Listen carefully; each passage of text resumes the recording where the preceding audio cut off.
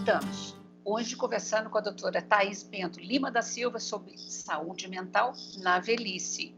Então, doutora Thaís, na verdade nós estamos num período muito difícil, né, de pandemia.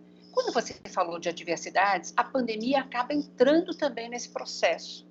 Então, essas dicas preciosas de atividades que a gente pode fazer em casa, né, serve para todo mundo. Isso mesmo. Essa questão da estimulação cognitiva, na verdade, a gente fala que é uma intervenção que tem que ser realizada como uma estratégia de promoção de saúde para todas as fases da vida.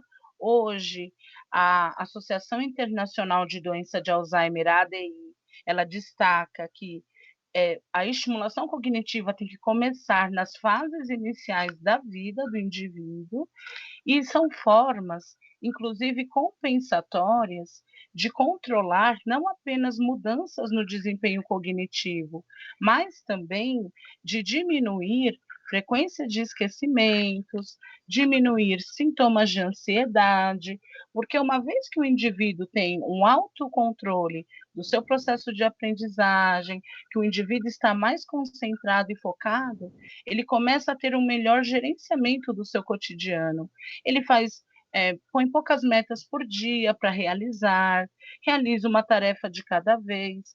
Então, é possível melhorar aspectos socioemocionais relacionados ao processo de estimulação cognitiva. Uhum. Agora, Thaís, você tinha mencionado uma coisa que eu achei muito importante, muito bacana, que é a questão, primeiro, claro que ao envelhecer, o cérebro continua com a capacidade de aprender algo novo, só que de uma maneira um pouquinho mais lenta, né? Por outro lado, a pessoa que vai ensinar, que vai ajudar uma pessoa idosa a aprender algo novo, por exemplo, mexer numa rede social, a aprender a lidar com o celular, uma TV nova que chegou em casa, cheio de botões, que aparece na tela 1000 opções, né? É preciso também a tal da paciência, não é assim? Isso mesmo, é muito importante a gente entender que cada geração foi marcada por ganhos e por perdas. E, além disso, cada geração tem uma característica histórica, cultural da vivência do seu período. Um idoso, por exemplo, de 60 anos hoje, ele não é o mesmo idoso que viveu na década de 90. São coortes diferentes que passaram por momentos diferentes. E, nesse sentido, a gente vê hoje a tecnologia como sendo um grande desafio para a geração dos indivíduos 60 a mais. Então, é muito importante que os familiares, amigos, encorajam a pessoa idosa a se sentir capaz de realizar o processo da nova aprendizagem, ao invés de somar para um processo de desestímulo ao indivíduo.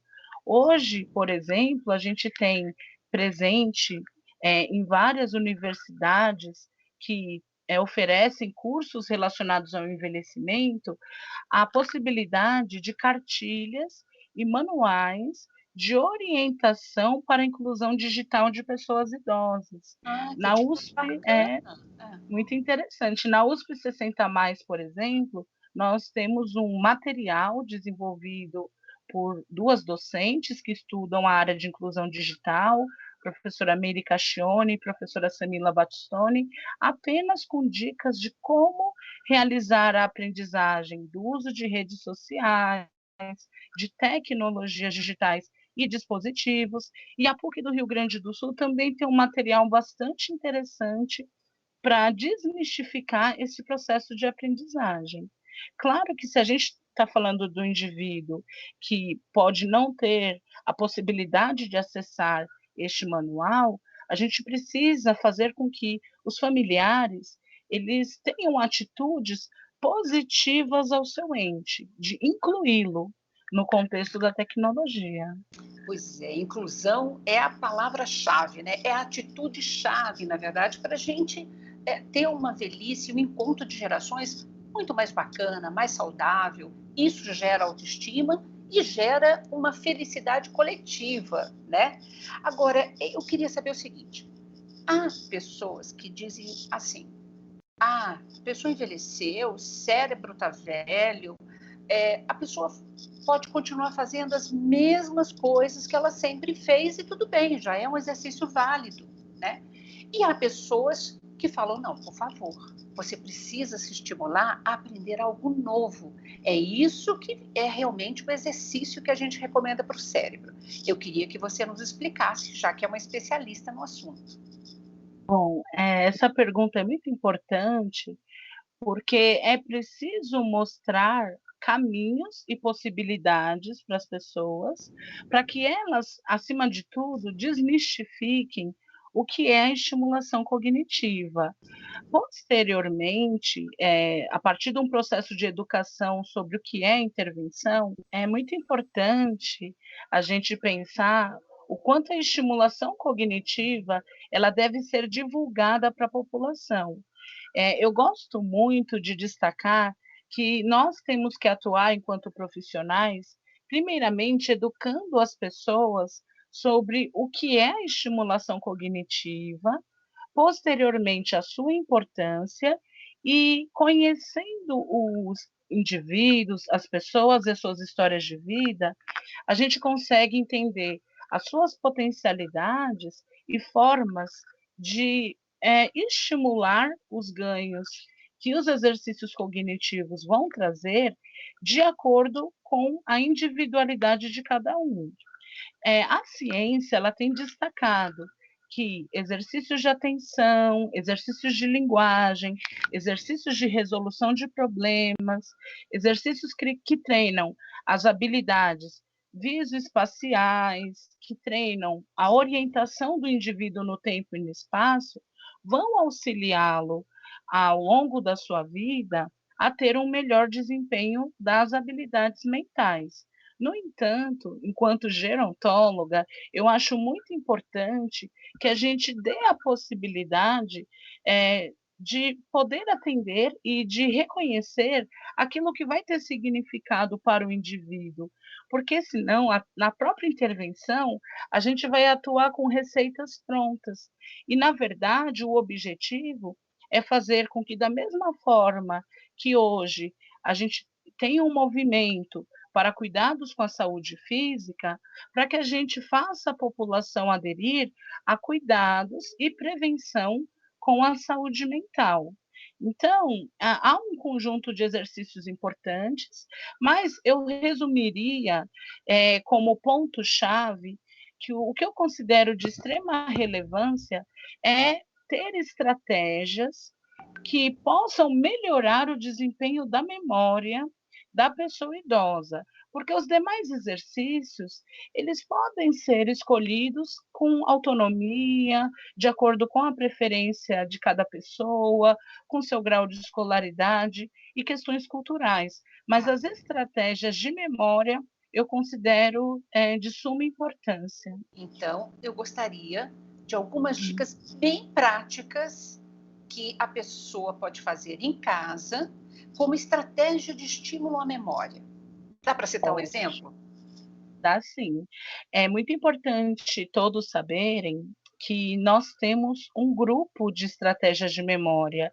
Uma delas, por exemplo, é trabalhar com anotações, e fazer listas de atividades que precisam ser realizadas no decorrer do dia, da mesma forma que se o indivíduo, por exemplo, quiser ir ao supermercado, na área do treino cognitivo, a gente incentiva a organização de listas por agrupamento, colocando os itens por semelhança.